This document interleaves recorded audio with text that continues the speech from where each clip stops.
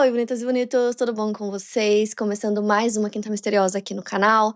Se você é novo por aqui e ainda não tá inscrito, aproveita e se inscreve aqui embaixo que tem vídeo novo toda segunda e toda quinta pra vocês. Playlist completa com mais de 600 casos pra maratonar vai estar aqui na descrição. Quinta Misteriosa também é podcast pra você ouvir quando e onde quiser. E não esquece de me acompanhar nas redes sociais, que eu vou deixar aqui na tela pra vocês. Me siga por lá que tem muito conteúdo extra de séries, filmes, livros e, é claro, true crime. Agora, bora começar o caso de hoje.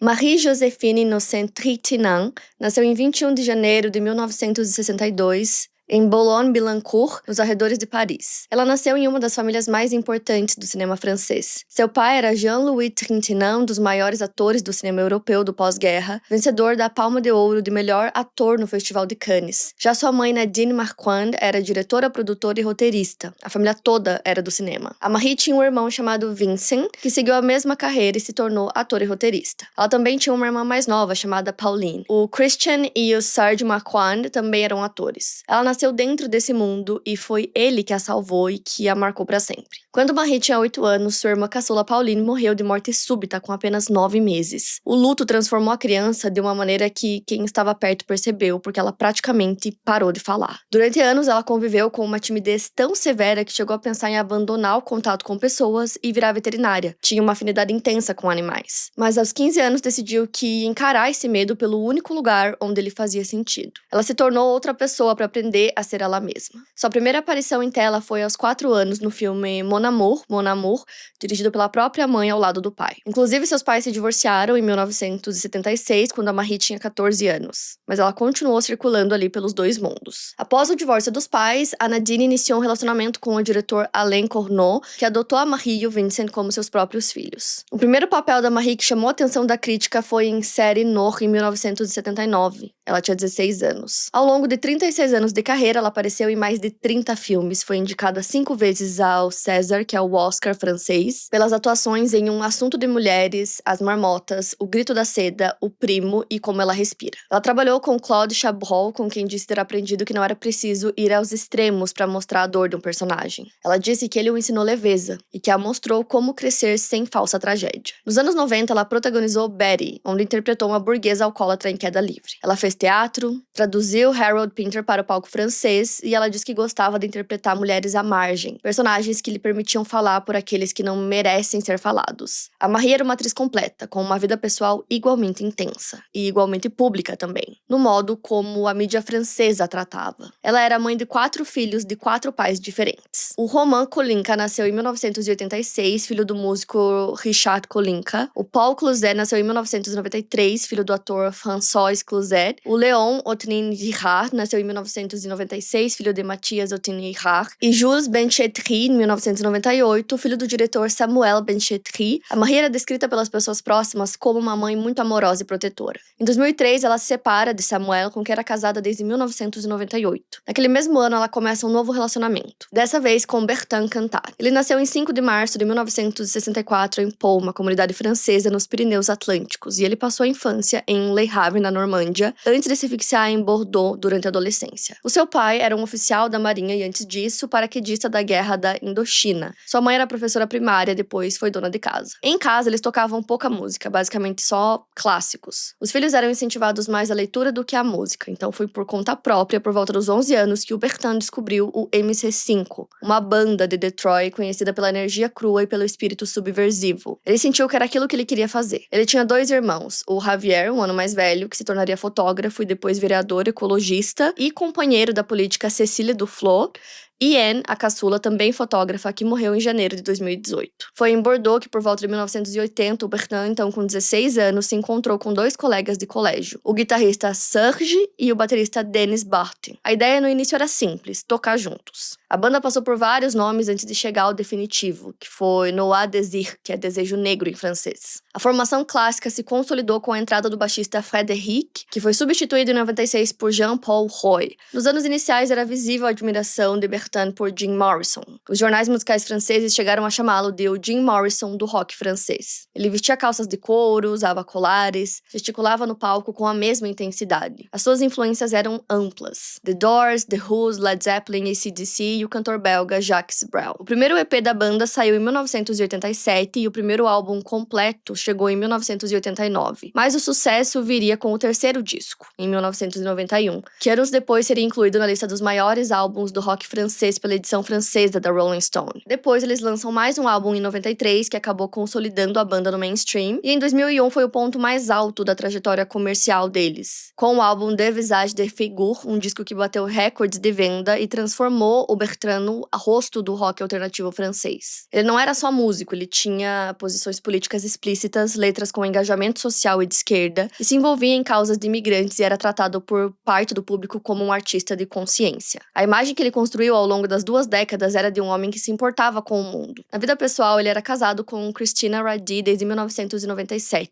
Ela nasceu em 23 de agosto de 1968 na Hungria. Intérprete de formação, escritora, artista de teatro e tradutora, ela era uma mulher de cultura profunda que transitava entre idiomas e artes. Ela se apaixonou por Bertin num festival em Budapeste em 93 e eles namoraram por menos de 4 anos e se casaram em 97. Os dois tiveram 2 filhos, Milo, que nasceu em 97, e Alice, nascida em 2002. O casal nunca se divorciou formalmente, mas a separação viria logo após o nascimento da Alice, que foi na mesma época que o Bertin conheceu a Marie. Segundo Dominique Revert, que trabalhou na banda do Bertin, ele foi à clínica, onde a Christina havia acabado de dar à luz, e ali ele anunciou sua partida, dizendo: "Vou embora." Em 2002, o Samuel, que na época ainda era marido da Marie, estava dirigindo um filme chamado Janice et John, que era uma comédia romântica, que inclusive a Marie estava trabalhando nela, né, atuando, em uma personagem que se fantasiava de Janis Joplin. Inclusive, gente, eu tô fazendo aulas de francês, mas me perdoem meu francês, que eu com certeza vou falar várias coisas com a pronúncia errada ou não tão perfeita, mas eu queria muito contar esse caso pra vocês, então continuando. Pra se preparar pra esse papel que ela ia fazer, a Marie queria muito entender como era viver as coisas tão intensamente. Aquela energia crua, quase violenta de quem entrega tudo quando tá no palco, né? Que era uma coisa que a Janis fazia, então ela queria entender como aquilo funcionava pra poder interpretar aquele papel. Ela queria ver isso ao vivo, então ela vai num show da Noir Désir, né, a banda do Bertin, e aí, depois do show, ela pede pra conhecê-lo. Segundo uma amiga muito próxima da Marie, chamada Liu, a paixão dos dois foi quase que imediata. A Marie tinha 39 anos, o Bertin tinha 37, e os dois eram muito consolidados, né, nas suas carreiras. Eram artistas muito intensos que tinham vidas afetivas bem complicadas. O relacionamento entre eles foi descrito por pessoas próximas como uma paixão fulminante e sufocante desde o início. Essa amiga da Marie, em 2003, né, no ano seguinte, ela estaria junto com ela no set de gravação de um outro filme que a Marie estava fazendo, chamado Venu, que estava sendo gravado no verão daquele ano.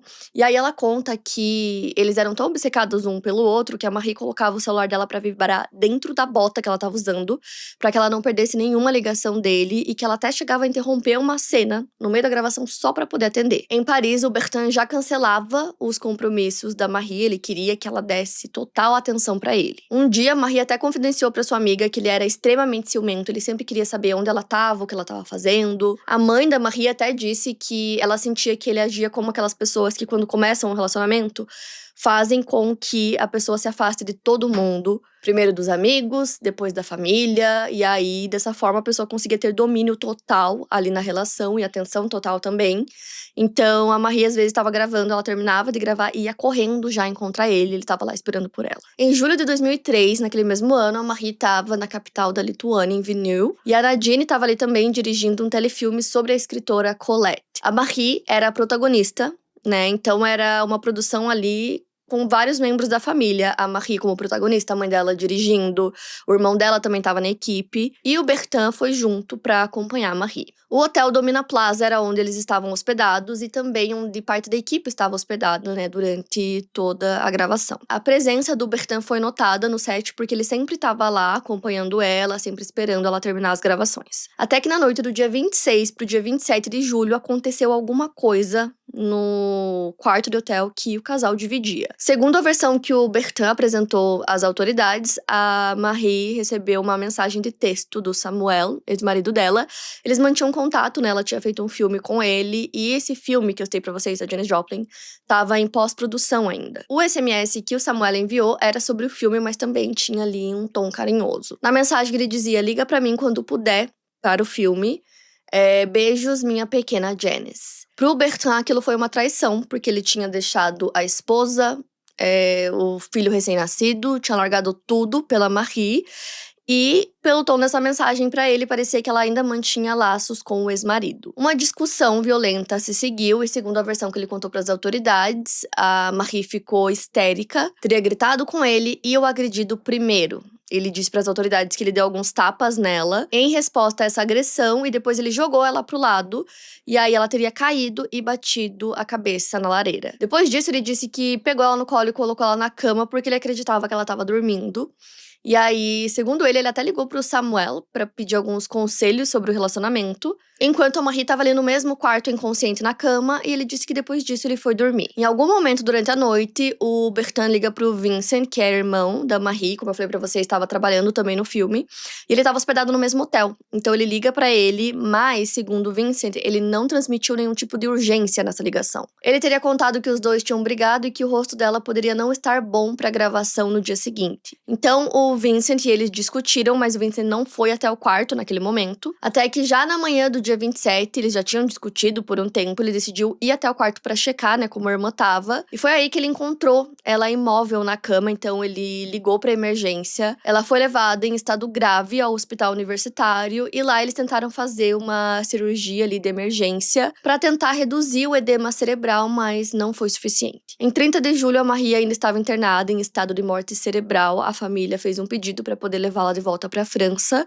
A família conseguiu essa autorização para poder fazer a transferência e o Bertrand teve que ficar. Ele estava ali ainda nas mãos da polícia lituana e antes da família partir, né, para a França, ele pediu desculpas publicamente dizendo que aquele tinha sido um trágico acidente. A Marie faleceu no dia 1º de agosto de 2003, em um hospital nos arredores de Paris, e a causa da morte foi um edema cerebral. Ela tinha 41 anos, tinha 4 filhos. O mais velho, o Romain, tinha 16 anos e o Jules, o mais novo, tinha apenas 5. Na versão que o Bertrand contou para as autoridades, tinha acontecido uma discussão, alguns tapas e um empurrão.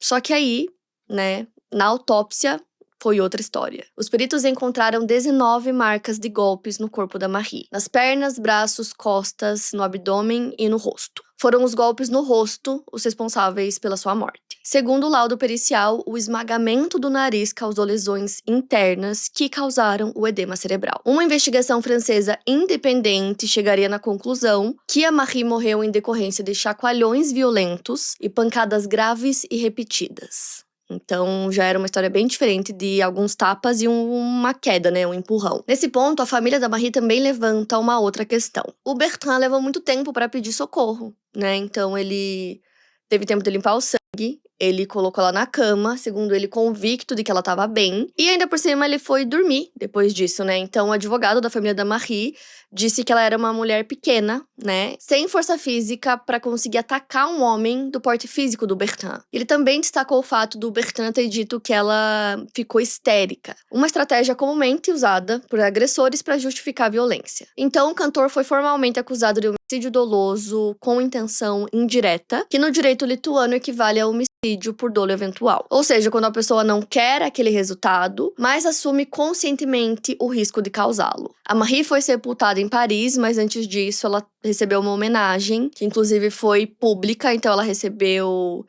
cartas, leituras de textos e canções que ela amava. No enterro, todos os presentes foram de branco e não de preto, né, que é a cor de costume. Foi um pedido da família para que todos fossem de branco e especialmente do filho mais velho da Marie. Com a morte dela, cada um dos filhos voltou a viver com os respectivos pais. Ela tinha 4 filhos de 4 pais diferentes. O filho mais novo dela, o Jules, voltou a morar com o pai dele, né, o Samuel, que era o ex-marido da Marie. E uma curiosidade sobre o Jules é que anos mais tarde ele se casaria com a Vanessa Paradis, que é atriz e cantora francesa, é ex do Johnny Depp e mãe da Lily Rose Depp. Voltando ao caso, quando a morte da Marie aconteceu, causou muita comoção na França, porque ela era filha e estava inserida ali numa família muito conhecida no país, uma família do cinema. O seu pai era um dos rostos mais conhecidos do cinema de arte europeu, e toda a família dela era muito querida pelo público francês. E aí, além disso, tendo ali como suspeito da sua morte o namorado dela na época, que,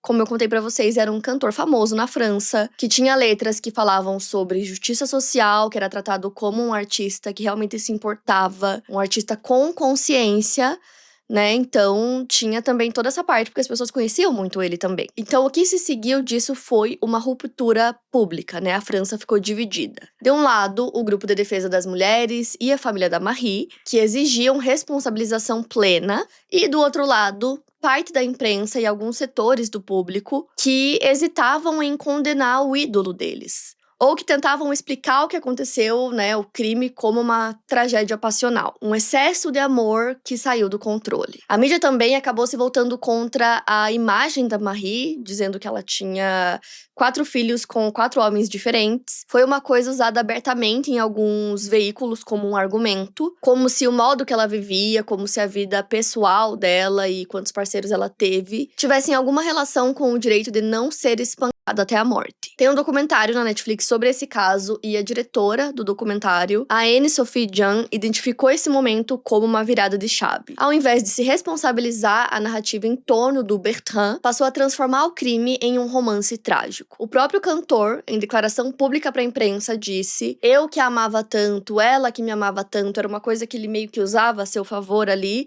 pra descrever que eles tinham um amor tão grande, que nas palavras da diretora, ele fazia isso numa tentativa de camuflar a violência do crime. O julgamento dele começou no dia 16 de março de 2004, na capital lituana, e durou 3 dias. O tribunal era composto por 3 magistrados profissionais, sem júri popular, como determina o sistema lituano. Mais de 150 jornalistas cobriam, e a cobertura internacional foi intensa, ao ponto de o promotor ter solicitado inicialmente o julgamento de portas fechadas, alegando querer preservar a privacidade das partes, especialmente da Marie, que não podia mais se defender. O pedido não foi acatado. Os dois lados chegaram representados por advogados de peso. A família da Marie era representada por Georges Keldman, ex-ministro socialista, então com 71 anos, e a defesa do Bertrand tinha como principal advogado Thierry Lévy, e a Nadine, a mãe da Marie, estava presente na sala todos os dias. Já o pai da Marie permaneceu na França. Nos meses que antecederam o julgamento, os dois clãs haviam travado uma guerra paralela nos jornais. Quando a família do Bertrand organizou uma festa de apoio em Vilnius, o advogado da família da Marie denunciou a festa e chamou aquilo de desrespeito à dor da família. Quando a Nadine publicou o livro Marie, ma fille, onde ela escrevia 85 vezes a palavra assassino, o advogado de defesa do Bertrand acusou-a de violar a presunção de inocência. Dentro do tribunal, a atmosfera era tensa. Certos momentos provocaram clamor, houve gritos, e a sessão foi suspensa ao menos uma vez por conta dessas perturbações. O Samuel foi ouvido, o ex-marido da Marie, e ele disse com a voz calma que o SMS que enviou para ela naquela noite era um texto carinhoso em referência ao filme que eles haviam acabado de fazer. Descreveu Marie como alguém muito doce e feliz, e o oposto da histeria. Ele disse, entre aspas: "Não estou aqui para dizer que ela era uma santa, mas ela amava unir as pessoas." Já a namorada do irmão da Marie, a namorada do Vincent, chamada Ruta, também integrava o elenco de Colette, prestou depoimento sobre a ligação que ela recebeu do Bertrand na noite do crime. Ela disse que ele estava mais ou menos calmo, e que disse apenas: "É horrível." O Bertrand contestou a palavra, dizendo que ele tinha a memória de ter dito grave e não horrível, que para ele a situação era grave. A Christina foi ouvida como testemunha de defesa. Ela afirmou que o Bertrand nunca havia sido violento com ela, e o seu depoimento teve peso no tribunal. O promotor pediu 9 anos de prisão. Em seu pronunciamento, destacou que Bertrand havia bebido naquela noite. Em depoimento de agosto, o próprio cantor havia declarado ter consumido 1 litro de vodka e vinho. Para o promotor, isso era circunstância agravante, mas reconheceu que ele havia admitido os fatos de forma sincera e lógica. Então ele concluiu, entre aspas: "O acusado podia compreender o sentido dos seus atos e a gravidade do delito. Esse assassinato não foi cometido sob o impulso da emoção."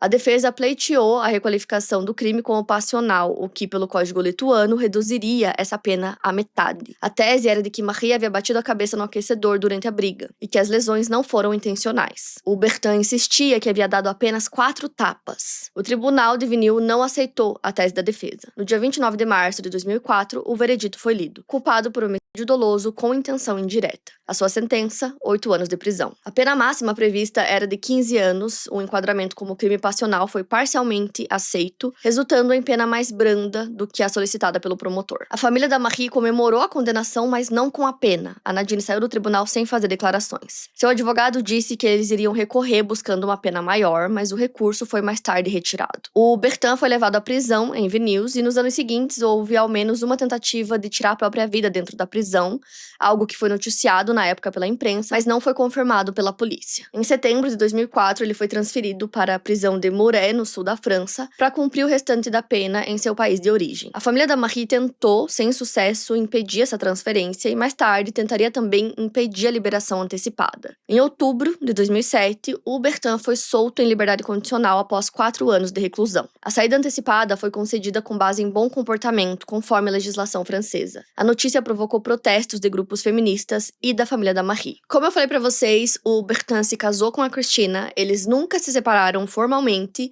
e ele deixou ela logo ali no hospital quando o segundo filho deles nasceu. Mas, no julgamento, ela falou sobre ele, disse que ele nunca tinha sido agressivo com ela, então ela ficou do lado dele, né, testemunhou ali na defesa. Ela ficou esperando por ele enquanto ele estava preso. E quando ele foi solto, em outubro de 2007, ele foi direto para a propriedade da família. Ela estava lá com os filhos. E durante os 4 anos que ele ficou preso, ela visitou ele. Enfim, como eu falei, estava esperando ele sair. Os pais dela disseram que logo que ele saiu, ele alugou um apartamento próximo da casa dela, né, da casa da família. E aí, aos poucos, ele foi se reinstalando lá. As fontes descreveram esse arranjo na relação deles como algo livre, dizendo que os dois não viviam como um casal convencional, mas que ele era ali uma presença constante. O problema nisso é que durante os 4 anos que ele ficou preso, mesmo visitando, esperando por ele, a Christina construiu uma vida pra si. Então ela tinha um namorado chamado François Sabadou, com quem ela tinha um relacionamento bom, ele convivia ali com ela, os filhos gostavam dele. Quando o Bertin saiu da prisão, ela terminou o relacionamento com o François e, segundo ela, não foi porque ela queria, mas sim por pressão. Porque o Bertin não tolerava a presença de outro homem e, segundo os pais da Christina, ele teria dito que se ela fosse embora, haveria um drama. E aí, o que se seguiu nos próximos anos, entre os dois vivendo esse relacionamento não convencional, foi descrito por pessoas próximas como algo que foi só ficando cada vez pior, só se deteriorando. A Christina teria chegado a confidenciar para amigos bem próximos que ela passou por algumas agressões físicas, que chegou até quebrar o cotovelo. E, segundo o ex-namorado, ela vivia ali num terror psicológico crescente. Em julho de 2009, essa situação acabou escalando, né? Ela queria sair daquela situação, mas ela não conseguia. Ela continuava trocando e-mails com o ex-namorado, com o François, dizendo que o Bertin tinha muito ciúme dele e que ela não aguentava mais essa situação, chamando ele até de louco. Ela disse que estava cogitando fugir e ela teria deixado uma mensagem que foi gravada ali pelos pais dela, uma mensagem de pouco mais de 7 minutos, que também foi em meados de 2009, onde ela dizia que ela vivia um terror em casa, um pesadelo que o Bertin chamava de amor. E ela também disse nessa mensagem que ela teria escapado do pior várias vezes. Ela descreveu uma série de eventos piores do que os de 2003, dizendo que todo mundo pensa que ele é um ícone, que todo mundo quer o melhor pra ele, mas que ele chega em casa e faz coisas horríveis na frente da família.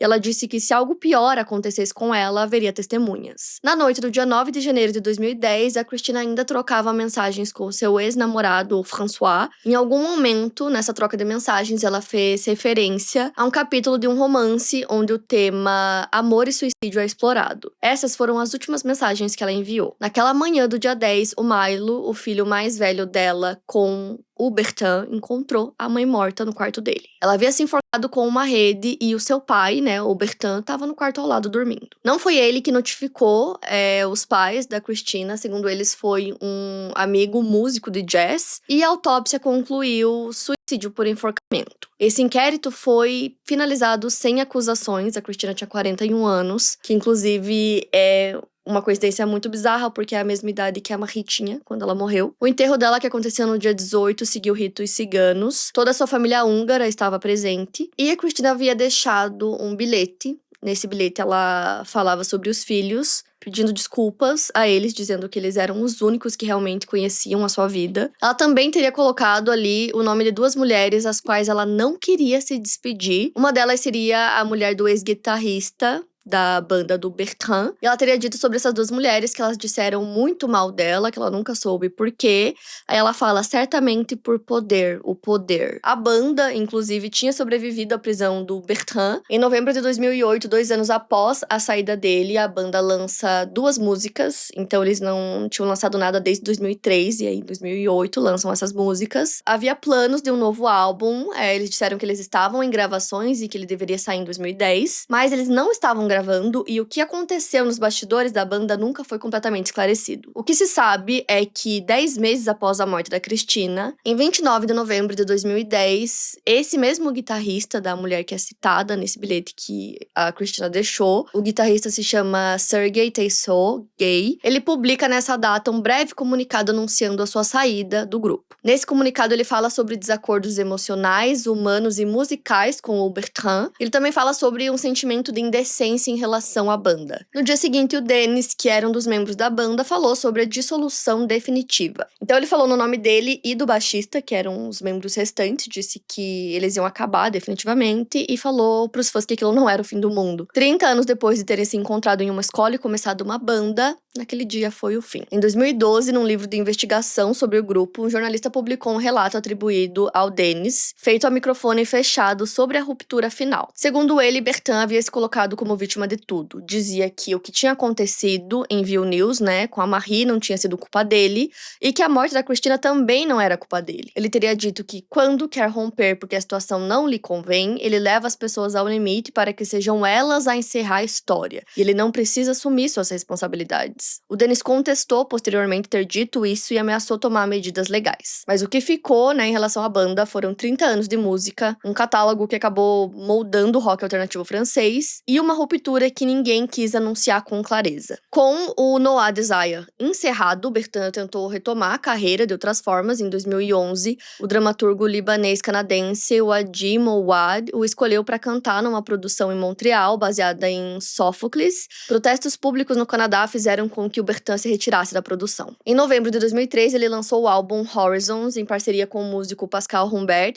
sob o nome da dupla Detroit. A data original de lançamento escolhida pela gravadora foi 25 de novembro. Só depois eles perceberam que essa era a data do Dia Internacional pela Eliminação da Violência contra a Mulher. Então o lançamento foi adiantado para o dia 18. Em 2018, o Bertrand tinha uma série de apresentações em festivais franceses programadas, mas uma petição online convocou o público a exigir sua retirada do line-up do festival. Papillons de Nuit, na Normandia, e mais de 75 mil pessoas assinaram. Outros festivais cancelaram suas apresentações em sequência. Em comunicado publicado nas redes sociais, o Bertrand anunciou que cancelaria todas as participações em festivais. Reconheceu que sua presença era problemática e disse que queria encerrar a pressão sobre os organizadores dos eventos. Disse que continuaria com as datas da turnê já marcadas, mas que se retiraria dos festivais. No mesmo ano, num grande show em Paris, ele atacou jornalistas do palco, disse: "Não tenho nada contra vocês é que têm algo contra mim, eu estou me lixando." A mãe da Maria, Nadine, reagiu em entrevista televisiva dizendo: "Como ele pode fazer isso? Um homem que todo mundo sabe que matou.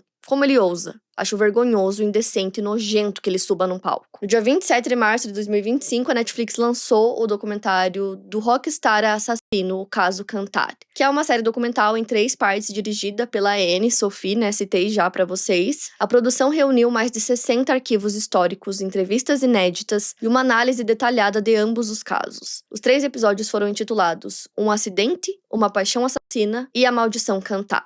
O terceiro episódio trouxe um testemunho anônimo que até então não havia integrado nenhum dos 4 inquéritos abertos sobre a morte da Christina. Uma enfermeira declarou, sem revelar sua identidade, que a Christina havia dado entrada nas urgências de um hospital na região de Bordeaux após uma discussão violenta com o Bertrand. Isso logo depois que ele saiu da prisão e voltou a morar com ela. As lesões incluíam descolamento do couro cabeludo e hematomas. A enfermeira havia consultado o prontuário de Christina por curiosidade nos arquivos do hospital onde havia trabalhado temporariamente. O promotor público de Bordeaux assistiu ao documentário. Em julho de 2025, anunciou a reabertura das investigações sobre a morte da Christina, dessa vez para apurar eventuais atos de violência voluntária cometidos pelo Bertrand antes da morte dela. O promotor disse, entre aspas, pareceu-me bastante natural reabrir esse dossiê. Acho que qualquer pessoa que assista ao documentário se pergunta ao final. Efetivamente, há muitas coisas que apontam para a existência de violências voluntárias contra a Christina. A investigação enfrentará, no entanto, um obstáculo jurídico significativo, já que a última diligência processual tem a data de 2018. Então, onde está o Bertrand hoje? Ele completou 62 anos em março desse ano e, segundo informações disponíveis, ele vive de forma discreta, afastado dos grandes palcos e da mídia. Ainda assim, ele lançou um novo álbum com os Detroit em dezembro de 2024, mantendo um grupo fiel de seguidores na França. O inquérito reaberto pelo Ministério Público de Bordeaux sobre a morte da Christina segue em andamento. Os filhos dela, o Milo, hoje com 28 anos, tentou carreira na música e no rap. A Alice, com 23, trabalha com saúde mental e não há informações públicas sobre a relação atual deles com o pai. A mãe da Marie, a Nadine, tem 91 anos e continua sendo uma voz pública consistente na cobrança por justiça. O pai da Marie disse em entrevistas que a morte da filha foi o maior sofrimento da sua vida. Ele morreu em 2022, aos 91 anos. Já o Vincent, irmão da Marie, manteve silêncio público por 15 anos após a morte da irmã. Em 2019, ao lado do seu sobrinho, Romain, ele assinou uma carta aberta em apoio às mulheres vítimas de violência. Foi a primeira vez que ele falou sobre o caso. Os filhos da Marie, o Romain, o Paul, o Leon e o Jules cresceram cada um com o próprio pai. O Romain se tornou ator, como a mãe, Jules seguiu carreira artística, Leon trabalhou na área gastronômica e o Paul enveredou pela escrita. O filme que a Marie estava gravando em vinil quando morreu foi concluído pela mãe e lançado postumamente em 2004. Aquele foi o seu último trabalho. Gente, esse é um caso que a minha professora de francês citou pra mim uma aula. E aí, no meio da aula, eu busquei pra ver sobre o que era e eu fiquei chocada porque eu nunca tinha ouvido falar. Eu acho que a França, assim, tem muitas coisas que acontecem ali que, não sei, de alguma forma parece que não chega até a gente, ou eu mesmo que nunca tinha ouvido falar, porque tem casos muito grandes, né? Como, por exemplo, um caso que eu contei aqui no canal, o caso da família Dupont de Ligonnès, que é muito gigantesco e foi o que furou a bolha mesmo, né? E todo mundo que gosta de true crime com certeza já ouviu falar. Mas esse em específico, eu nunca tinha ouvido falar até ela me contar, então eu trouxe aqui pra vocês. De novo, me desculpa meu francês, eu tô aprendendo, então vou melhorar. Mas é muito doido o quanto esse caso é absurdo, né? Porque ele deu uma versão, a autópsia contou uma história completamente diferente, mesmo assim, muitas pessoas ficaram do lado dele, o que pra mim já é absurdo bastante. E aí cumpriu só 4 anos, de uma pena de 8 anos, e tá solto, né? E aí tem também a Christina, né? O que realmente aconteceu com ela? Ela realmente tirou a própria vida? Ou foi uma coisa mais obscura, né? Enfim, muito doido. Imaginar que ele tá solto e tá livre. Quero muito saber o que vocês acharam, então me conta aqui nos comentários. Não esquece do like, que me ajuda muito na divulgação. Vocês estão me cobrando Semana Misteriosa, porque eu bati 800 mil no Instagram, mas a gente tá quase batendo 4 milhões. Então, quando eu bater 4 milhões aqui, ela vai vir, porque tá pertinho já de bater. Então, eu tô esperando essa meta pra gente vir aí, né, comemorar numa Semana Misteriosa. Então, manda o meu canal pra todo mundo que você conhece, que gosta de true crime, pra galera se inscrever aqui e a gente chegar nos 4 milhões. E é isso, eu vejo vocês no próximo vídeo.